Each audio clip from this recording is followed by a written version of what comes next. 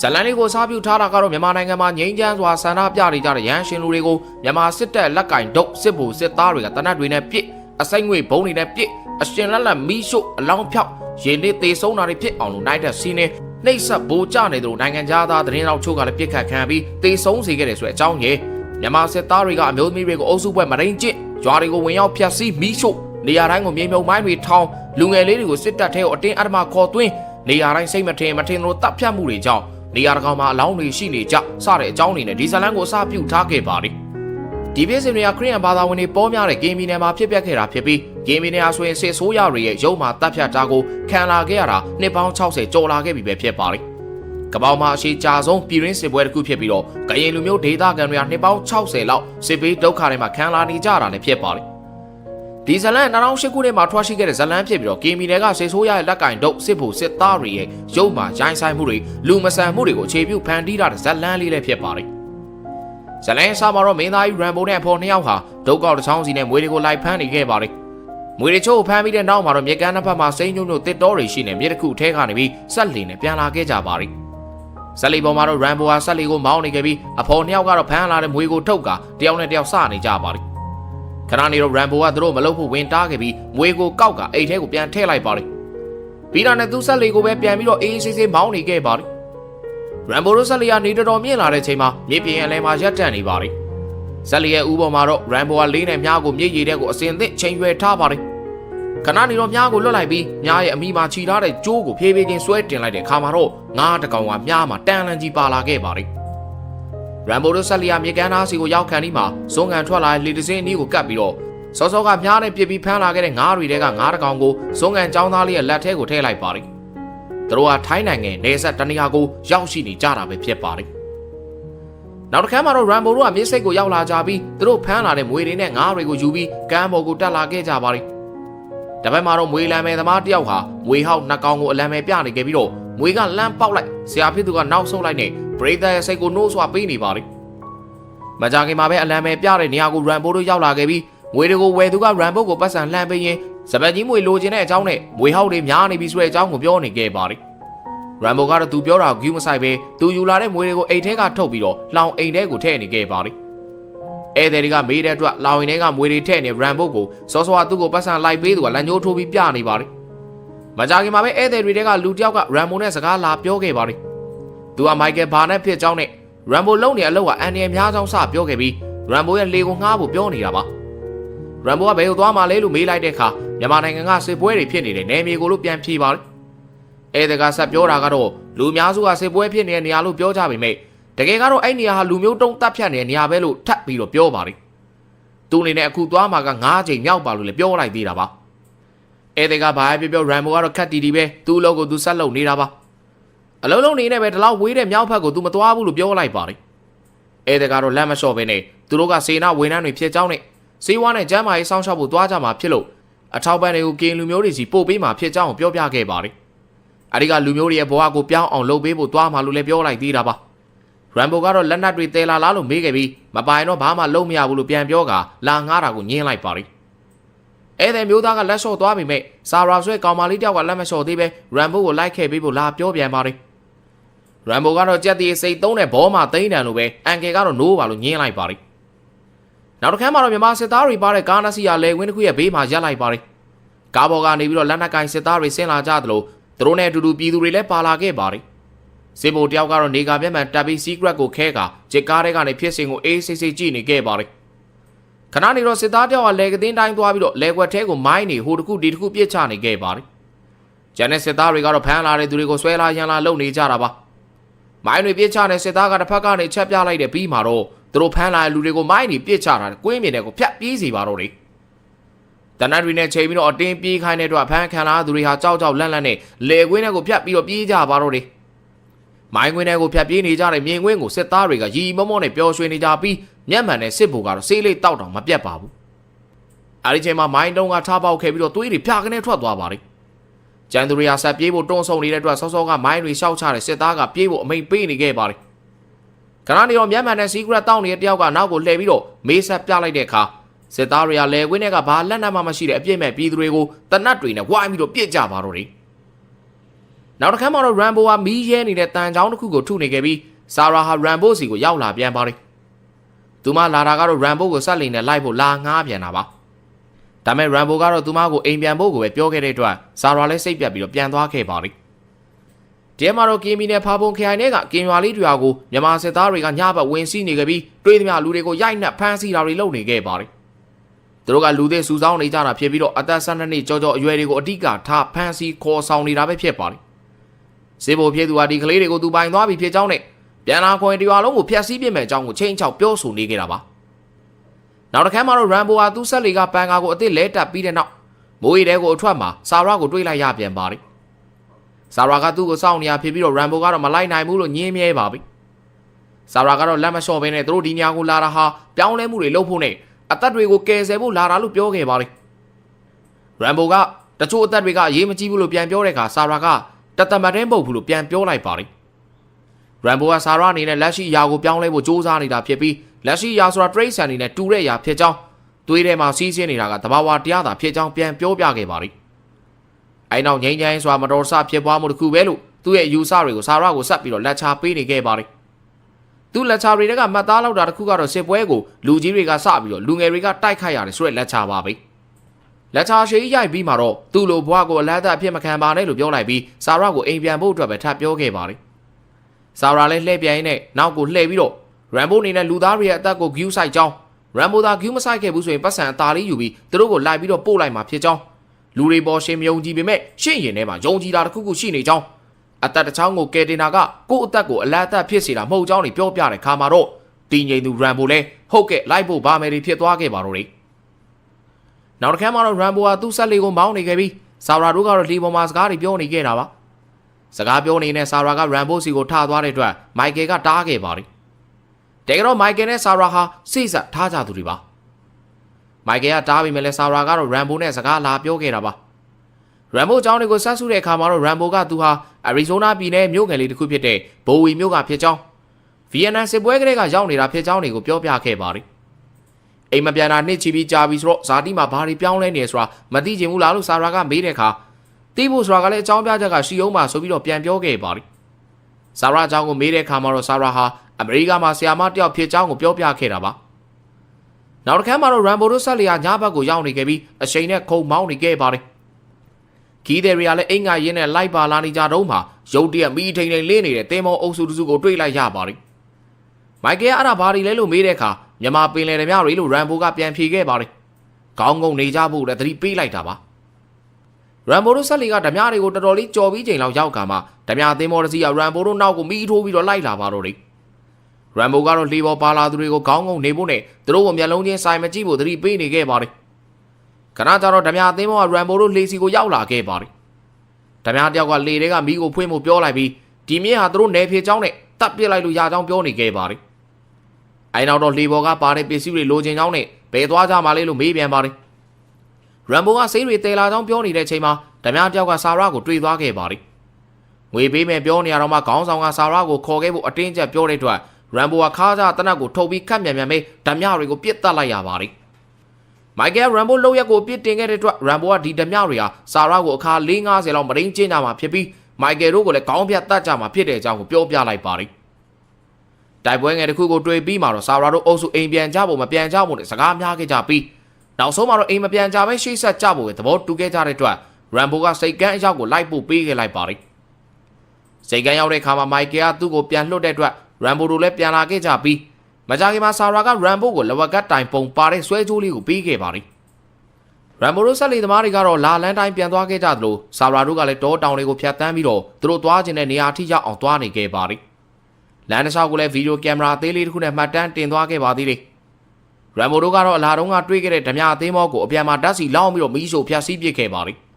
ဆာရာတို့ကတော့သူတို့သွားခြင်းခဲ့တဲ့ကင်းစေဘေးဒုက္ခတွေစုနေကြတဲ့စစ်ဆောင်ရွာလေးတရွာကိုရောက်သွားခဲ့ပါပြီရွာသူရွာသားတွေကတော့ဆာရာတို့ရောက်လာခဲ့တဲ့အတွက်ဝမ်းသာနေခဲ့ကြသလိုဆာရာတို့ကလည်းရောက်ချင်းမှာပဲသူတို့မှပါလာတဲ့ပစ္စည်းတွေကိုဝေချမ်းသူကဝေချမ်းလူနာတွေကိုစေးကုသူကကုနဲ့ခရစ်တော်နဲ့တရားဓမ္မတွေကိုလူတွေရဲ့စိတ်နှလုံးကိုအေးချမ်းအောင်လှုပ်ပေးသူကလှုပ်ပေးလှုပ်နေကြပါတယ်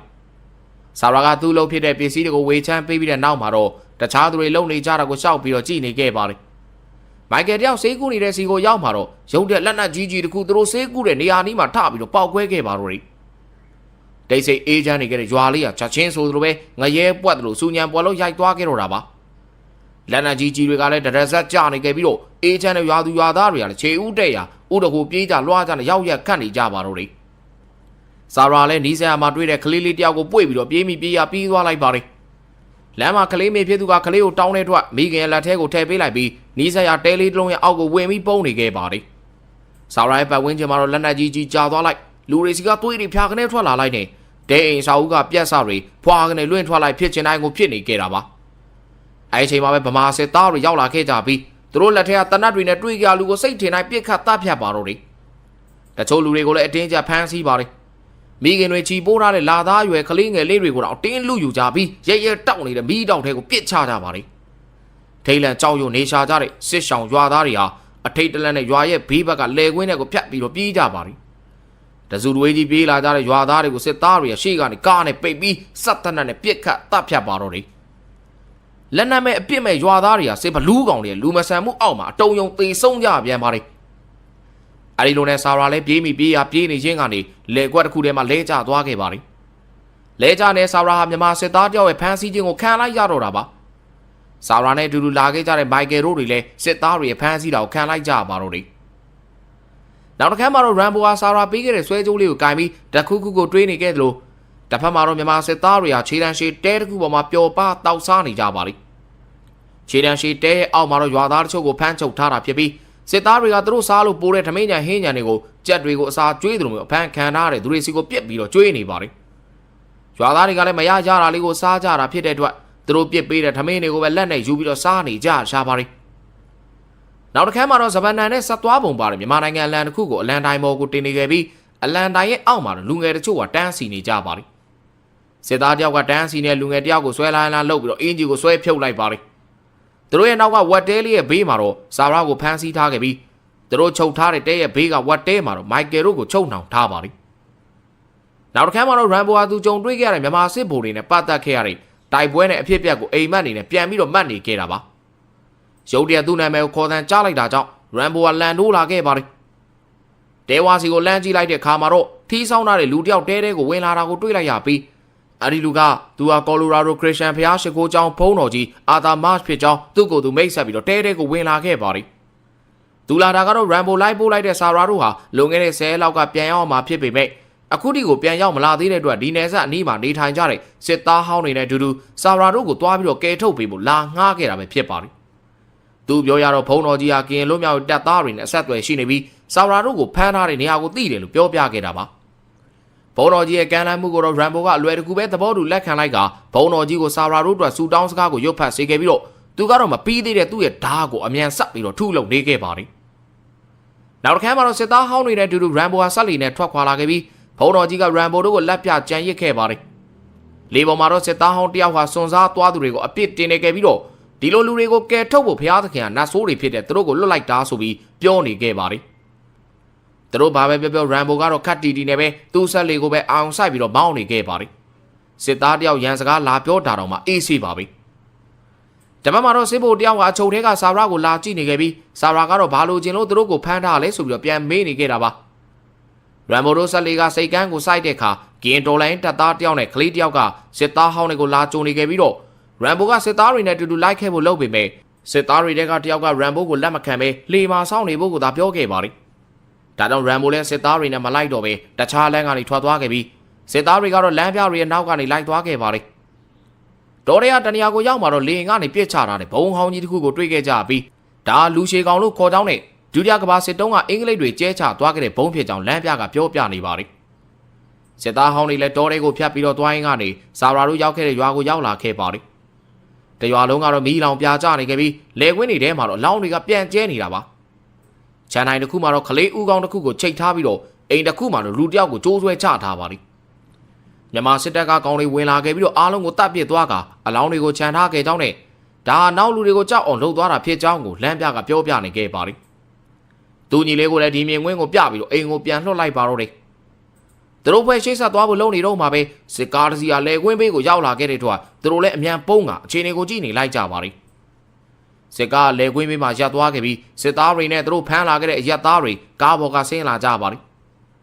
စစ်သားတယောက်ကလေကွင်းထဲကိုမိုင်းတွေပစ်ချနေခဲ့ပြီးတော့ဂျန်နဲ့စစ်သားတွေကတော့တယောက်နဲ့တယောက်လောင်းကြီးတွေထပ်နေကြပါတယ်ခဏနေတော့ဖမ်းလာတဲ့သူတွေကိုမိုင်းတွေနဲ့ကိုဖြတ်ပြေးစီဖို့အတွက်တန်းစီစေပါတယ်ဒီအချိန်တွေကိုတော့ရမ်ဘိုလိုက်ပို့ခဲ့တဲ့စစ်သားတွေကတန်တော်နေပဲကြည်နေကြရပါတယ်ခဏနေတော့စစ်သားတယောက်ကတနက်ကိုမိုးပေါ်ထောင်ဖောက်လိုက်တဲ့အခါဖမ်းခံလာတဲ့သူတွေကမိုင်းတွေနဲ့ကိုဖြတ်ပြီးတော့ပြေးကြပါတော့တယ်ကန်ကောင်းထောင်းမစွာနဲ့တယောက်မှမိုင်းမနေမိပဲမိုင်းခွင်းရဲ့တစ်ဖက်ကိုရောက်သွားကြပါတယ်တကယ်တော့စစ်သားတွေကမိုင်းခွင်းကိုလူတွေကိုဖြတ်ပြေးခိုင်းပြီးဘသူကအရင်မိုင်းနေမိဘလဲဆိုတာကိုလောင်းကစားလုပ်နေကြတာပါလူတပ်တွေနဲ့လောင်းကစားလုပ်နေတဲ့ပွဲကိုရမ်ဘိုလိုက်ပို့လိုက်တဲ့စစ်သားတွေကအန်ကျိတ်ပြီးတော့ကြည်နေကြပါတယ်မိုင်းခွင်းတစ်ဖက်ကလူတွေကိုစစ်သားတယောက်ကတနက်နဲ့လှမ်းပစ်လိုက်ပါတယ်ကျန်တဲ့စစ်သားတွေကလည်းမိုင်းခွင်းကိုဖြတ်ပြီးတော့ပြန်ပြေးလာကြဖို့လှမ်းပြီးတော့အမိန့်ပေးနေပါတယ်အဲ့ဒီချိန်မှာပဲစစ်သားတယောက်ကမြားမှန်ပြီးတော့လဲကျသွားပါတော့တယ်ဟုတ်ပါတယ်ရမ်ဘိုပါနိုင်တာစီနဲ့လုံနေကြတဲ့စစ်သားတွေစီကိုရမ်ဘိုရောက်လာခဲ့ပြီးစစ်သားတွေအကုန်လုံးကိုမြားနဲ့ပစ်ပြီးတော့ရှင်းပစ်လိုက်ပါတော့တယ်ရမ်ဘိုရဲ့ရေသွေးကိုမြင်သွားတဲ့စစ်သားတယောက်ဟာရမ်ဘိုကိုဘယ်သူလဲလို့မေးခဲ့ပြီးရမ်ဘိုကတော့ဆက်သွားဖို့ပဲပြောလိုက်ပါတယ်ရမ်ဘိုကိုမေးတဲ့စစ်သားကလေစီပြန်ဖို့ပြောပေမဲ့ရမ်ဘိုကတော့မပြန်ရဘူးဆိုပြီးတော့တားပါတယ်ပြန်ပြောတဲ့စစ်သားကိုလည်းမြားတဲ့ချိန်ပြီးငါတို့ဘွားတွေကိုအလန်းအသက်ကုံဆုံးမလားအကျိုးရှိသွားတေဆုံးမလားဆိုပြီးတော့မေးလိုက်ပါတယ်အဲဒီနောက်လမ်းပြကိုစစ်တပ်စခန်းကိုတီလာလို့မေးပြီးတော့စစ်သားအားလုံးကရမ်ဘိုနဲ့အတူတူစစ်တပ်စခန်းရှိရာစီကိုမြန်မာစစ်သားတွေစီးတဲ့ကားနဲ့ဆက်ပြီးတော့တွားခဲ့ကြပါတော့တယ်နောက်တစ်ခါမှတော့မြန်မာစစ်သားတွေကသူတို့ဖမ်းလာကြတဲ့ကောင်မလေးတွေကိုစင်ပေါ်မှာကာခိုင်းနေပြီးသူတို့ကတော့စင်အောက်မှာမူးယူကာခုန်နေကြပါတယ်တပတ်မှာတော့ရမ်ဘိုတို့တွေကတယောက်ဟာမြန်မာစစ်သားတွေရဲ့အင်ဂျီကိုဝစ်ထားပြီးတော့စစ်ကားကိုခတ်တီနဲ့စစ်တပ်စခန်းထဲကိုမောင်းလာခဲ့ပါတယ်ဂိမ်းဆောင်စစ်သားကကားကိုတေချာမစစ်ဘဲနဲ့လှုပ်ပေးလိုက်တာကြောင့်ရမ်ဘိုတို့တစ်ဖွဲ့လုံးစခန်းထဲကိုဝင်ရောက်လာနိုင်ခဲ့ပါတယ်စခန်းထဲကိုကားဝင်လာပြီးတာနဲ့ရမ်ဘိုကသူ့လူတွေကိုတနေရာကိုတယောက်စီကားပေါ်ကနေချထားခဲ့လိုက်ပါတယ်သူကတော့တရားတစ်ခုနီးမှာခုံဆင်းလိုက်ပြီးတဲ့နောက်ဝတ်တဲတွေဘက်ကိုပြေးသွားခဲ့ပါတယ်တခြားသူတွေလည်းတဲတွေနီးကိုကတ်ကချောင်းကြည့်ရင်ဆာရာတို့ကိုလိုက်ရှာနေကြပါတယ်စနိုက်ပါသမားကတော့ကင်းသမားကိုတတ်ပြီးတော့ကင်းထဲပေါ်မှာနေရာယူထားလိုက်ပါတယ်ရမ်ဘိုကမိုက်ကယ်တို့ကိုရှာတွေ့သွားခဲ့ပြီးတော့ကြိုးဖြီပေးကဆာရာရှိတဲ့နေရာကိုအမြန်သွားလိုက်ပါတယ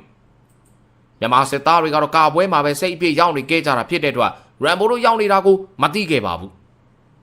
ရမ်ဘိုတယောက်ဆာရာကိုရှာနေတဲ့ချိန်မှာခြေတန်းရှည်တဲပေါ်ကမူးနေတဲ့စစ်ဗိုလ်တယောက်ဟာဆာရာရှိတဲ့စီကိုမီးထိုးကြည့်နေပါတယ်ညမမောင်မိုးတဲတဲထဲမှာမြန်မာစစ်သားတွေကမူးယူပြီးတော့ကောင်မလေးတွေကိုဆွဲရနေခဲ့ကြသလိုရမ်ဘိုတို့ကလည်းမိုက်ကယ်တို့ကိုအတန်းနိုင်ဆုံးကယ်ထုတ်နေခဲ့ကြပါတယ်စနိုက်ပါသမားဟာလက်ကနိုင်ကိုကြည့်လိုက်တဲ့အခါမှာနိုင်ကမနက်2 နာရီတိတိကိုညွန်ပြနေခဲ့ပါပြီဒါကြောင့်သူဟာကင်းသမားတွေကနေစပြီးတော့တယောက်ချင်းကိုစနိုက်ပါနဲ့ပစ်ပါတော့တယ်ရမ်ဘိုနဲ့စစ်သားတယောက်ရုတ်တရက်တွေ့ခဲ့ပြီးတော့ရမ်ဘိုကပြေးတော့လို့သူ့ကိုပြောပြီးတော့ပြေးခိုင်းလိုက်ပါတယ်သူကတော့ဆာရာကိုဆက်ပြီးတော့ရှာနေခဲ့ပါတယ်ဆာရာကိုလာခဲ့တဲ့စစ်သားတွေပြန်စုမိကြတဲ့အခါသူတို့ပြန်ထွက်ဖို့တတ်မှတ်ထားတဲ့အချိန်10 မိနစ်ပဲလိုတော့ကြောင်းပြောလိုက်ပြီးဒီကနေထွက်ကြဖို့ပြောပါတယ်မိုက်ကယ်ကဆာရာမပါဘဲမသွားဘူးလို့ပြောတဲ့အတွက်စစ်သားတယောက်နဲ့မိုက်ကယ်နဲ့ပြဿနာတက်ကြပါသေးတယ်စနိုက်ပါသမားကတော့ရမ်ဘိုတို့ကိုစောင့်ခေါ်ခြင်းတဲ့အတွက်ကြံနေခဲ့ပါတယ်တခြားသူတွေကတော့လေစီကိုထွက်သွားခဲ့ကြပါပြီစေဘိုတယောက်ကဆာရာကိုအဒမပြုတ်ခြင်းမို့အတွက်သူ့တဲစီကိုခေါ်သွားတဲ့အတွက်ရမ်ဘိုကအဲ့ဒီစစ်ဘိုကိုတတ်ပြီးတော့ဆာရာကိုကယ်ထုတ်ခဲ့ရပါတယ်ရမ်ဘိုနဲ့ဆာရာလည်းစစ်သားတွေမမြင်အောင်ပုံရင်းရှောင်ရင်းနဲ့စစ်တပ်စခန်းအပြင်ဘက်ကိုထွက်လာနိုင်ခဲ့ကြပါတယ်ဒါမဲ့စခန်းဝါရောက်မှာတော့မြန်မာစစ်သားတယောက်ရမ်ဘိုတို့ကိုတွေ့ပြီးတော့တနက်နဲ့ပြစ်ဖို့ပြင်လိုက်ပါတယ်ရမ်ဘိုကဆာရာဘော်ကိုမှောက်ချလိုက်ပြီးစစ်သားစီကကြီးကိုခံလိုက်ပေမဲ့စစ်သားကတော့သူ့တနက်ကကြီးမထွက်ခင်မှာပဲတနက်မှန်ပြီးတေသွားခဲ့ပါတယ်စနိုက်ပါသမားကစစ်သားကိုပစ်ချလိုက်တာပါနောက်တစ်ခါမှတော့အချိန်ကမိုးလေးနဲ့ဘိုင်းကိုရောက်သွားခဲ့ပြီးစစ်သားဟောင်းတွေကလေစီကိုပြေးနေကြပါတယ်ရမ်ဘိုတို့လည်းပြေးနေခဲ့ကြပြီးတော့ဆာရာက6 ဒဏ်ရာရခဲ့တဲ့အတွက်6ကိုပတ်တီးစီးပြီးစနိုက်ပါသမားစီကဂျိုးမိုင်းကိုရမ်ဘိုကတောင်းလိုက်ပါတယ်အိုင်နောက်မှာတော့စနိုက်ပါသမားကိုတနက်တစ်ချက်ဖောက်ခိုင်းပြီးတော့သူတို့ဘက်ကိုနောက်ကလိုက်လာတဲ့မြန်မာစစ်သားတွေရောက်လာအောင်မြားခွန်လိုက်ပါတယ်အိုင်နောက်စနိုက်ပါသမားနဲ့ဆာရာကတလန်းရမ်ဘိုကတလန်းလမ်းခွဲပြီးတော့ပြေးခဲ့ကြပါတော့တယ်မြန်မာစစ်သားတွေကတော့အနံ့ခံခွေးတွေကူညီနဲ့ရမ်ဘိုတို့နောက်ကိုလိုက်လာခဲ့ပါတယ်ရမ်ဘိုလည်းလူကောင်းရှေးဘုံကြီးရှိတဲ့နေရာကိုပြေးသွားခဲ့ပြီးတော့ဘုံမှာသူလာခဲ့တဲ့ကြိုးဘုံကိုတက်ခါထားခဲ့လိုက်ပါတယ်မကြခင်သူ့နောက်ကိုလိုက်လာကြတဲ့စစ်သားတွေကလူကောင်းရှေးဘုံဘေးကအဝတ်စားကိုဆွဲယူလိုက်တဲ့အခါရမ်ဘိုထောင်ထားတဲ့ဘုံကထပေါက်ခဲ့ပြီးအဲ့ဒီဘုံကြောင့်လူကောင်းရှေးဘုံကြီးပါထပေါက်ခဲ့ကစစ်သားတို့တေဆုံးသွားခဲ့ပါတော့တယ်ဆာရာနဲ့စနိုက်ပါသမားဟာလေစိတ်စီကိုတရှိန်တို့ပြေးနေခဲ့သလိုမြန်မာစစ်သင်းမော်တစင်းကလည်းမြစ်တိုင်းမောင်းပြီးတော့တက်လာနေခဲ့ပါတယ်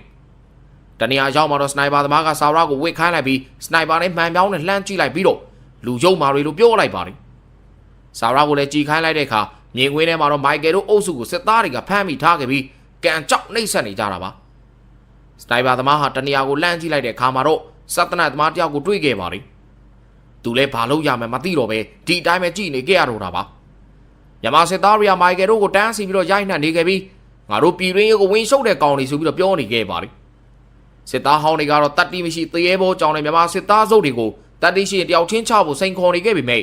လက်နက်မဲ့ပြည်သူတွေကိုပဲတနတ်နဲ့ပြည်ရဲတဲ့မြန်မာစစ်သားတွေကတော့တယောက်ချင်းချဖို့စိတ်ကူးလုံးဝမရှိခဲ့ပါဘူးအဲနောက်တော့မိုက်ကယ်တို့ကိုတန်းစီခိုင်းပြီးတော့တနတ်နဲ့ပြစ်တက်ဖို့ပြင်ပါတော့တယ်